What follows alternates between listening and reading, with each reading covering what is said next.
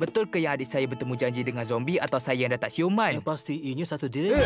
Saya tercuri dengar awak cakap sorang-sorang di dalam bilik kosong ni. Sus, awak pernah nampak teman lelaki Mabel kan? Dia tu memang zombie ke? Berapa banyak otak awak nampak dia dah makan? Tak ada. Dengar sini, saya percayakan awak. Saya selalu perasan perkara pelik dalam pekan ni. Contohnya postman. Saya pasti dia tu serigala jadian.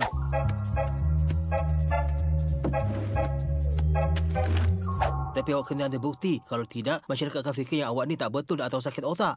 Seperti selalu, Sus. Awak betul. Kebijaksanaan saya ini adalah anugerah dan sumpahan. Sus! Tandas muda Ali tersumbat lagi! Saya diperlukan di tempat lain. Adik saya mungkin ditimpa masalah. Inilah masa untuk dapatkan bukti.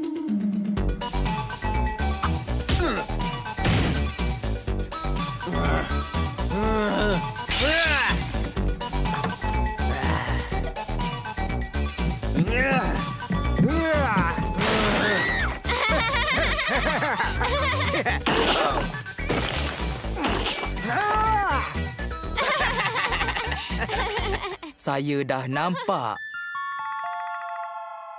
Mabel, ada sesuatu tentang Norman. Dia memang terbaik kan? Tengoklah ciuman gegasi yang diberikan pada saya.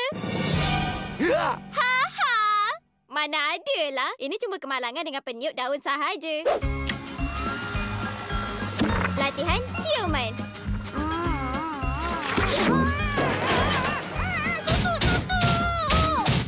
Memang menyeronokkan. Tak, Mabel, dengar sini. Saya cuba nak beritahu awak yang Norman tu bukan seperti yang awak sangkakan. Awak rasa dia tu seorang pontianak ke? Kalau macam tu memang hebat.